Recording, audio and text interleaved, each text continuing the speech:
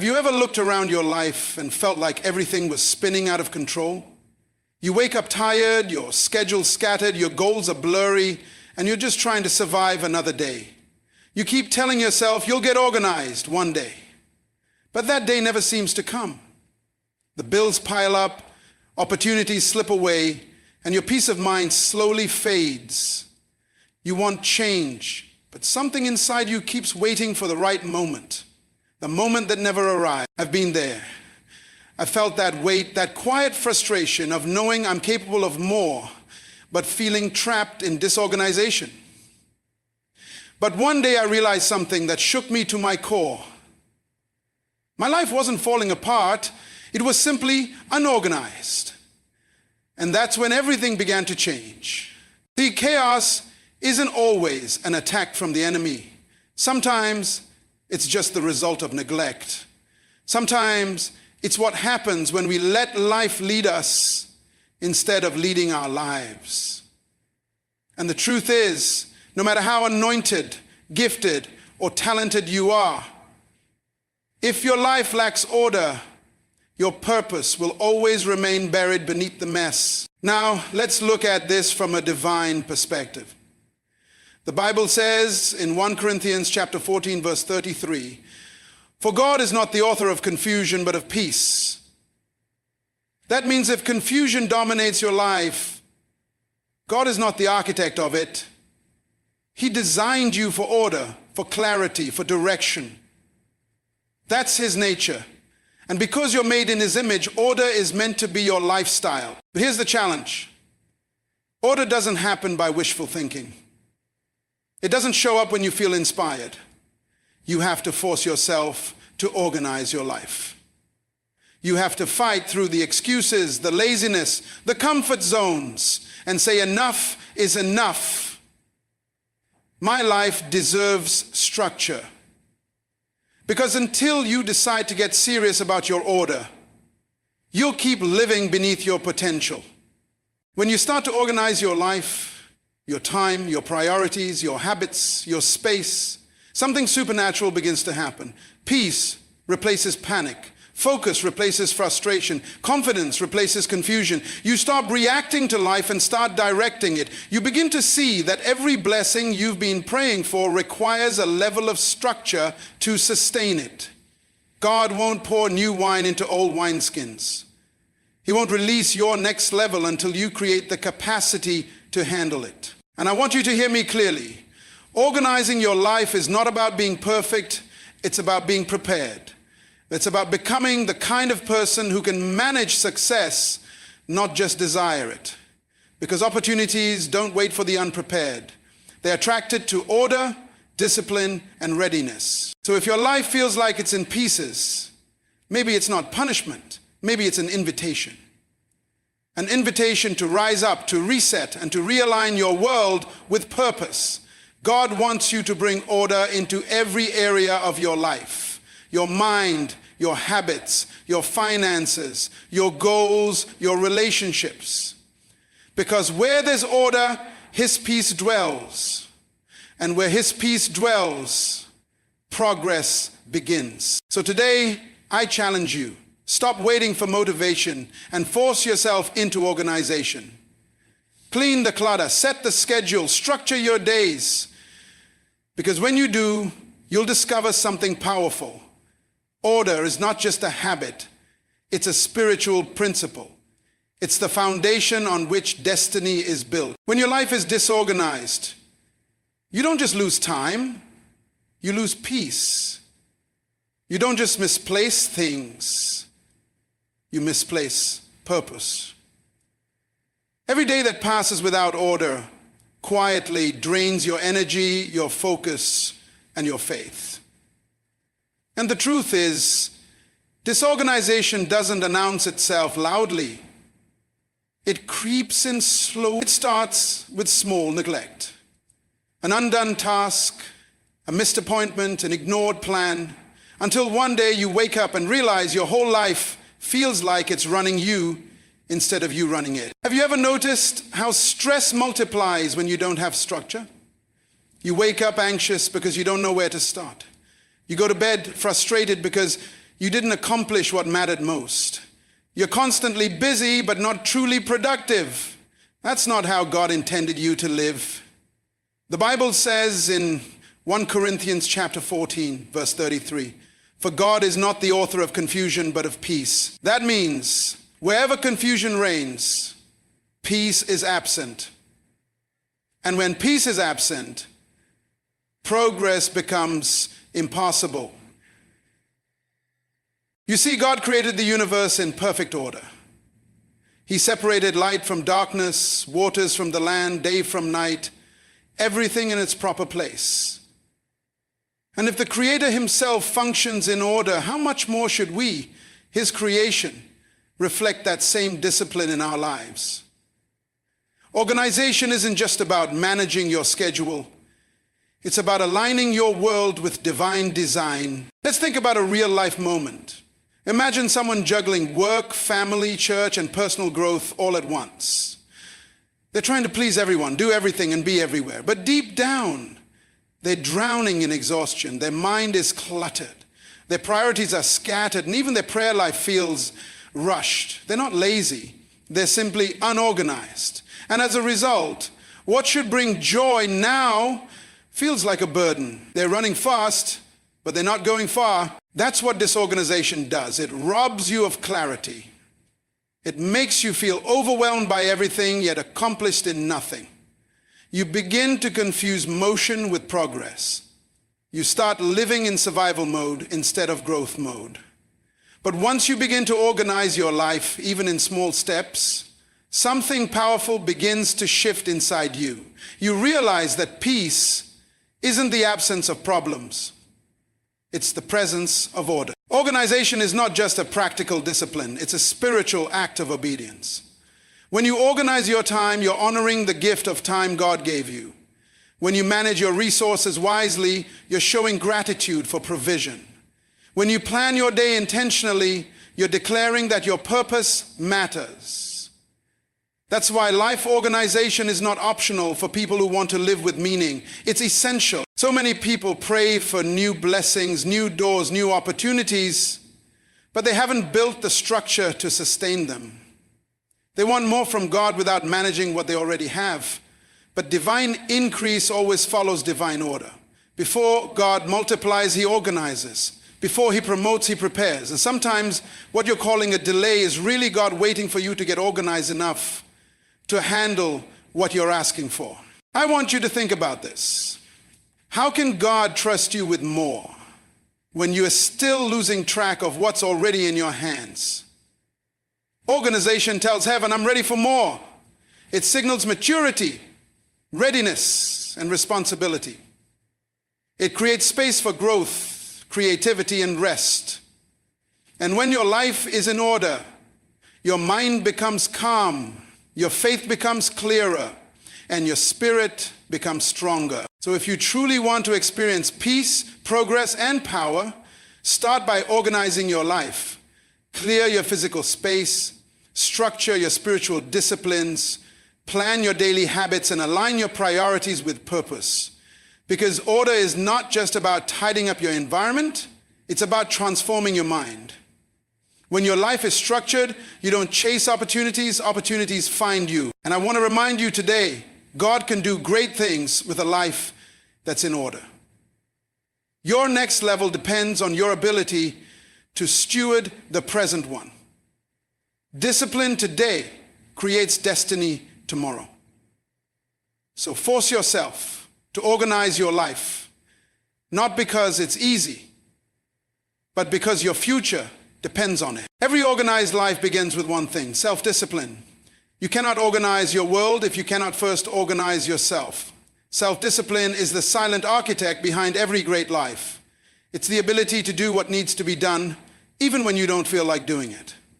It's waking up when the alarm rings, not because you're motivated, but because you're committed. It's choosing structure over chaos, focus over feelings, and consistency over convenience. So many people pray for God to change their lives, but they ignore the truth that God works through discipline. You can't pray your way into a life that you're not willing to structure. You can't desire excellence and still live in disorder. Self-discipline is not punishment, it's preparation. It's the training ground where character is built and success is sustained. And let's be honest, discipline doesn't always feel good. It stretches you, it challenges you, and it often feels uncomfortable. But growth always hides behind discomfort. Every time you choose discipline over distraction, you're building strength. Every time you choose to plan instead of procrastinate, you're shaping your future.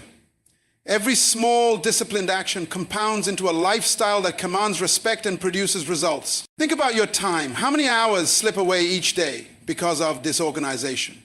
How much energy is wasted trying to fix what could have been prevented with a little planning? Discipline gives you control over your time. It teaches you to say no to what doesn't serve your purpose and yes to what moves you forward. It's not about being perfect. It's about being intentional. Now, I want you to reflect for a moment. What's one area of your life where you've been lacking discipline? Maybe it's your time management. Maybe it's your finances. Maybe it's your consistency in prayer, study, or personal development. Whatever it is, understand this. Discipline in one area strengthens your capacity in every other area. The moment you get disciplined, your focus sharpens, your energy multiplies, and your results begin to align with your prayers. Let's talk about this practically. Discipline requires you to prioritize tasks, create routines, and set boundaries. Prioritizing tasks means you focus on what truly matters, not what's urgent, but what's important. Creating routines means you stop relying on emotions and start relying on systems, because systems sustain success. And setting boundaries means protecting your time and energy from anything that pulls you off purpose. You can't say yes to everything and still expect to be organized. Sometimes saying no is the most disciplined thing you can do. When you cultivate discipline, you'll notice something powerful. Life becomes lighter. You stop chasing motivation because discipline gives you momentum. You stop living reactively because discipline gives you rhythm. It brings stability, confidence, and peace of mind. You no longer wake up confused about what to do next. Your day has direction because your mind has order. Even without using familiar names, the truth remains universal. Every great leader, every impactful thinker, every purpose-driven person mastered the art of discipline before they mastered success. Because self-discipline is not just a skill, it's a spiritual law. It honors God when you manage your life with excellence. It says, Lord, I value what you've given me enough to steward it well. And that's why discipline must become your daily lifestyle. It's not a switch you turn on occasionally. It's a muscle you strengthen daily. Every time you keep a promise to yourself, you're training that muscle. Every time you wake up and follow through on your plans, you're telling your mind who's in charge. The more you do it, the stronger you become. So if you truly want to organize your life, start by mastering yourself. Your environment can't be in order if your inner world is in chaos. The outer mess is just a reflection of an undisciplined mind. But when your inner life becomes structured, your outer world begins to follow.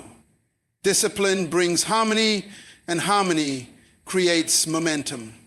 So today, make a decision, not an emotional one, a disciplined one. Decide to take back control of your time, your habits, your energy, your thoughts. Because when you master self-discipline, you master life. And when you master life, you become unstoppable. Now, let's dive into identifying and removing clutter. The truth is, no matter how disciplined or focused you are, if your life is filled with clutter, you'll never experience true peace or progress. Clutter is not just the mess you see around you. It's the chaos that silently occupies your mind and spirit. It's the weight that slows you down without you even realizing it. And until you confront it, it will keep you trapped in cycles of frustration, procrastination, and confusion. Clutter comes in many forms: physical, emotional, and spiritual. Let's start with the physical. You can't have mental clarity when your environment is constantly in disorder. Your surroundings reflect your inner state. When your room, workspace, or home is filled with piles of unfinished tasks, unorganized items, or things you no longer need, it silently drains your energy. You begin to feel overwhelmed without understanding why. That's because clutter screams silently. It tells your mind there's more to do, even when you're trying to rest.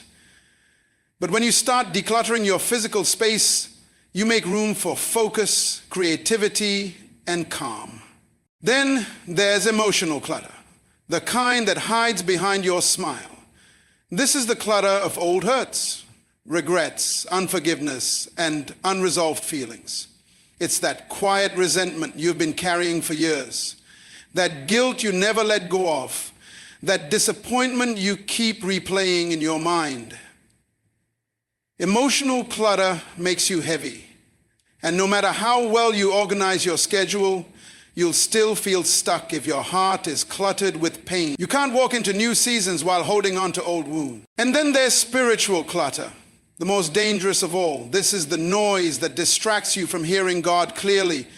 It's the constant scrolling on social media, the endless comparison, the distractions that rob you of your quiet time and intimacy with Him.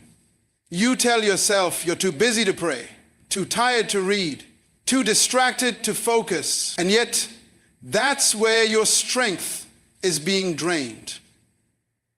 Not because you don't love God, but because your spirit is overcrowded with things that don't matter. The Bible gives us a clear solution in 1 Peter chapter 5, verse 7. Cast all your cares on Him, for He cares for you. That means you were never designed to carry all that clutter, not the emotional weight, not the spiritual distraction, not even the physical chaos. God's plan is for you to release it. When you cast your cares on Him, you're saying, Lord, I refuse to live heavy. I refuse to live distracted. I choose peace. Now imagine this, a young professional full of potential but struggling to move forward. Every day they wake up to a messy room, a chaotic inbox, unpaid bills, and a mind filled with worry. They spend hours scrolling through social media, comparing their life to others, getting distracted and losing focus. They want to grow, they want to succeed, but their life is cluttered with distractions, debt, and unresolved conflicts. They pray for breakthrough, but they can't see that the first step to breakthrough is decluttering. Because clutter, in any form, blocks clarity. And clarity is the foundation of direction. You can't see where you're going if your mind is clouded with too many open tabs. Sometimes the miracle you're waiting for is hidden behind the mess you refuse to clean up. God can't fill what's already full. If you want Him to move in your life, you must first make room. So how do you begin? You start small. One space, one habit, one emotion at a time. Create your personal decluttering plan. Ask yourself, what in my life no longer serves me? What habits are stealing my time? What relationships are draining my energy? What thoughts keep replaying that I need to surrender to God? Be honest with yourself. Because transformation doesn't begin with pretending everything is fine. It begins with confronting what's not. Decluttering isn't about losing things. It's about gaining yourself back. It's about creating space for peace, purpose, and divine direction. The less clutter you have, the more clearly you can hear God's voice, the more freely you can move, and the more powerfully you can grow. Every area you declutter becomes an open door for new possibilities. So if you feel stuck, maybe it's time to look around and within. It's time to clean up the physical mess, release the emotional weight, and silence the spiritual noise. Because the truth is, peace doesn't come from having more, it comes from needing less. Moving forward, let's dive into goal setting and prioritization. Our main topic will be goal setting and prior. You see, it's not enough to be organized. You must know what you're organizing your life toward. Order without direction leads to frustration. Many people are busy but not productive, active but not effective, moving but not progressing. They wake up every day running, but they don't know where they're running to. And that's one of the greatest tragedies of modern life. People confuse movement with progress. Have you ever met someone who works tirelessly, gives their all, but still feels unfulfilled? It's not because they lack effort. It's because they lack clarity. Hard work means nothing when it's not aligned with purpose. Organization gives you structure, but goals give you direction. Without goals, you'll end up chasing everything and accomplishing nothing. That's why goal setting is not just a productivity habit, it's a spiritual discipline. The Bible gives us this timeless principle in Habakkuk chapter 2, verses 2 to 3. Write the vision and make it plain, that he may run who reads it. For the vision is yet for an appointed time. Though it tarry, wait for it will surely come. That scripture reveals a divine formula. Clarity precedes movement. You must write the vision before you can run with it. Too many people are trying to run without first writing. They want results without direction, success without structure, and purpose without planning. Let's make this practical. There's a major difference between what's urgent and what's important. Urgent things scream for your attention, but important things build your destiny. Checking your messages may be urgent, but developing your purpose is important. Attending every meeting may seem urgent, but nurturing your relationship with God is important. Most people live their lives reacting to the urgent while neglecting the important. And that's why they stay busy but broke, tired but unfulfilled, active but empty. Imagine two individuals. The first wakes up every morning, jumps straight into work, answers every notification, says yes to every request, and at the end of the day feels drained but unproductive. They're working hard, but their energy is scattered. The second person wakes up intentionally. They pray, they plan, they prioritize. They know what matters most. Their schedule reflects their purpose. They don't just move through the day, they lead their day. Now tell me, which one are you becoming? Because here's the truth. When you fail to prioritize, life will prioritize itself for you. And it will always choose what's urgent over what's important. You must decide what deserves your energy, your time, and your attention. God's purpose for your life cannot thrive in confusion. It requires clarity, commitment, and intentionality. And this is why goal setting is not optional, it's foundational. When you set goals that align with God's calling, you're not just planning, you're partnering with divine purpose. Your goals become a roadmap for your destiny. They keep you focused when distractions try to pull you off course. They remind you of who you are and what you're becoming. So right now, I want you to pause and reflect. If someone asked you, what are your top 3 priorities in life? Could you answer clearly? Because if you can't name them, you can't manage them. The power of focus begins with clarity. So I challenge you, write down 3 key life priorities that align with your purpose and with God's will for you. It could be deepening your relationship with Him, developing your gifts, or improving your relationship. Whatever they are, make them clear, measurable, and rooted in your divine calling. When you know your priorities, decision-making becomes easier. You don't waste time on distractions because you know what deserves your attention. You don't compare your journey to others because you understand your own assignment. And you stop chasing everything that looks good because you're focused on what is good, what's aligned with your purpose. Remember, success is not about how much you do, it's about how much of what you do truly matters. Organization without direction is like a ship without a compass. But when your goals are clear, your steps become intentional, your energy becomes focused, and your progress becomes unstoppable. So today, make that decision. Don't just live, lead your life. Don't just move, move with purpose. Don't just work, work toward what God has placed in your heart. Write your vision, make it plain, and then run toward it with passion, discipline, and faith. Because when you set clear goals aligned with His will, you won't just be busy, you'll be becoming. You see, time is the most valuable currency you will ever possess. You can lose money and make it back, but once time is gone, it's gone forever. Every minute you waste is a piece of your destiny slipping through your fingers. And yet most people treat time casually, as though it will always be there. But when you begin to understand that time is not just a resource, it's a responsibility, everything about the way you live begins to change. Time is not just something to manage, it's something to honor. Managing your time wisely is one of the highest forms of worship because it shows that you respect the life and purpose God has given you. The Bible reminds us in Ecclesiastes chapter 3, verses 1 to 8, there is a time for everything and a season for every activity under heaven. That means every purpose has a time slot and every destiny has a schedule. If you have served your time smartly, if you miss the timing, you can delay the manifestation. Think about that.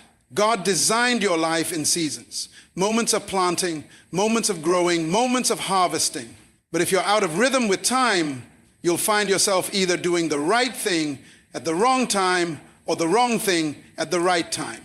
Both are costly. That's why time management is not just about productivity, it's about spiritual alignment. It's about moving in sync with heaven's rhythm for your life. Now let's make this practical. Time management begins with intentionality. You can't just drift through the day hoping to be productive. You have to plan your day on purpose. Simple techniques like scheduling your tasks, using time blocking, and delegating responsibilities can transform your life. Scheduling helps you give every hour an assignment.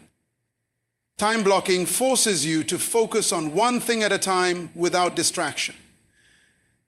Time management forces you to focus on one thing at a time without distraction. And delegation teaches you to release control and trust others to help carry the load. Here's the truth. Some of you are exhausted, not because you have too much to do, but because you're trying to do everything yourself. You can't grow if you won't let go. Time management requires humility. The humility to say, I can't do it all, but I can do what matters most. Let me paint a picture for you. Imagine a busy parent, an entrepreneur, or a student, constantly running, constantly rushing, constantly overwhelmed. They're juggling work, family, church, and personal goals, yet every day ends with the same feeling. I didn't have enough time. But the problem isn't the amount of time. We all get the same 24 hours. The problem is the management of it, because unmanaged time always leads to unnecessary stress. When you learn to manage time well, you take back control of your life. You start your day with purpose instead of panic. You know when to work and when to rest. You know when to say yes and when to say no. And that's important because every yes to something unimportant is a no to something that truly matters. Time management is really about decision management. It's about having the wisdom to know what deserves your attention and what doesn't. I want you to think deeply about this question. Where are you wasting your time daily? Is it endless scrolling on social media? Is it spending hours worrying about things you can't control? Is it overcommitting to activities that don't align with your calling? Every wasted moment adds up, and over time it can cost you opportunities, growth, and peace. So today, identify that one area, just one, and take control of it. Because if you can reclaim one area of wasted time, you can reclaim your focus, your energy, and your momentum. And here's something powerful to remember. Time is sacred. because it's the platform through which purpose is fulfilled. Every dream you have, every goal you want to achieve, every impact you're meant to make, all of it depends on how you use your time. That's why the enemy doesn't always need to destroy you. He just needs to distract you. If he can steal your focus, he can waste your time. And if he wastes your time, he can delay your destiny. So today I encourage you, start treating time as a gift from God, not a guarantee. Plan your day prayerfully, protect your time fiercely, spend it wisely. Because when you manage your time well, you're not just being organized, you're honoring the one who gave you the time in the first place. When you align your time with your purpose, you stop living reactively and start living intentionally. You stop chasing the clock and start mastering it. And once you master time, you begin to master life. You see, time is the most valuable currency you will ever possess. You can lose money and make it back, but once time is gone, it's gone forever. Every minute you waste is a piece of your destiny slipping through your fingers. And yet most people treat time casually, as though it will always be there. But when you begin to understand that time is not just a resource, it's a responsibility, everything about the way you live begins to change. Time is not just something to manage, it's something to honor. Managing your time wisely is one of the highest forms of worship because it shows that you respect the life and purpose God has given you. The Bible reminds us in Ecclesiastes chapter 3 verses 1 to 8, there is a time for everything and a season for every activity under heaven. That means every purpose has a time slot and every destiny has a schedule. If you miss the timing, you can delay the manifestation. Think about that. God designed your life in seasons, moments of planting, moments of growing, moments of harvesting. But if you're out of rhythm with time, you'll find yourself either doing the right thing at the wrong time or the wrong thing at the right time. Both are costly. That's why time management is not just about productivity, it's about spiritual alignment. It's about moving in sync with heaven's rhythm for your life. Now let's make this practical. Time management begins with intentionality. You can't just drift through the day hoping to be productive. You have to plan your day on purpose. Simple techniques like scheduling your tasks, using time blocking, and delegating responsibilities can transform your life. Scheduling helps you give every hour an assignment. Time blocking forces you to focus on one thing at a time without distraction. And delegation teaches you to release control and trust others to help carry the load. Here's the truth. Some of you are exhausted not because you have too much to do, but because you're trying to do everything yourself. You can't grow if you won't let go. Time management requires humility. The humility to say, I can't do it all, but I can do what matters most. Let me paint a picture for you. Imagine a busy parent, an entrepreneur, or a student, constantly running, constantly rushing, constantly overwhelmed. They're juggling work, family, church, and personal goals, yet every day ends with the same feeling, I didn't have enough time. But the problem isn't the amount of time. We all get the same 24 hours. The problem is the management of it, because unmanaged time always leads to unnecessary stress. When you learn to manage time well, you take back control of your life. You start your day with purpose instead of panic. You know when to work and when to rest. You know when to say yes and when to say no. And that's important because every yes to something unimportant is a no to something that truly matters. Time management is really about decision management. It's about having the wisdom to know what deserves your attention and what doesn't. I want you to think deeply about this question. Where are you wasting your time daily? Is it endless scrolling on social media? Is it spending hours worrying about things you can't control? Is it overcommitting to activities that don't align with your calling? Every wasted moment adds up. And over time, it can cost you opportunities, growth, and peace. So today, identify that one area, just one, and take control of it. Because if you can reclaim one area of wasted time, you can reclaim your focus, your energy, and your momentum. And here's something powerful to remember. Time is sacred because it's the platform through which purpose is fulfilled. Every dream you have, every goal you want to achieve, every impact you're meant to make, all of it depends on how you use your time. That's why the enemy doesn't always need to destroy you. He just needs to distract you. If he can steal your focus, he can waste your time. And if he wastes your time, he can delay your destiny. So today, I encourage you, start treating time as a gift from God, not a guarantee. Plan your day prayerfully. Protect your time fiercely. Spend it wisely. Because when you manage your time well, you're not just being organized, you're honoring the one who gave you the time in the first place. When you align your time with your purpose, you stop living reactively and start living intentionally. You stop chasing the clock and start mastering it. And once you master time, you begin to master life. Now let's be real. It's easy to stay focused when everything is going right. It's easy to stay disciplined when life feels smooth, doors are opening, and momentum is on your side. But the true test of discipline doesn't show up in your moments of comfort. It's revealed in your moments of challenge. Because consistency is not built in convenience, it's built in adversity. Every great person you admire didn't get there because life was easy. They got there because they learned how to keep going when things got hard. The path to purpose is not always paved with applause. Sometimes it's paved with resistance, silence, and self-doubt. And yet, those who win are those who refuse to stop. The truth is, you will face obstacles. Procrastination will whisper, you can do it tomorrow. Fear will scream, you're not ready. Distractions will tempt you with comfort.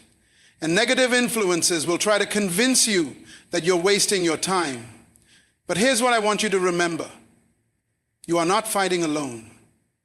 The same God who gave you the vision will give you the strength to see it through.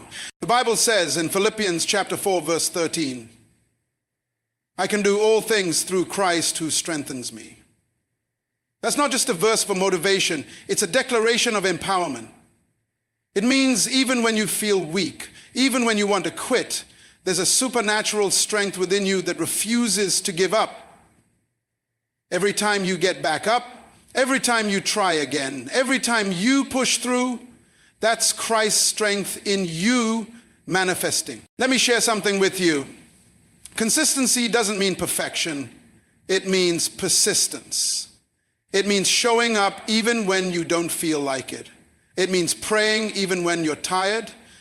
It means believing even when you can't see the results yet. You see, anyone can start, but only the disciplined can finish. Consistency turns ordinary people into extraordinary achievers. Think of someone who faced rejection after rejection.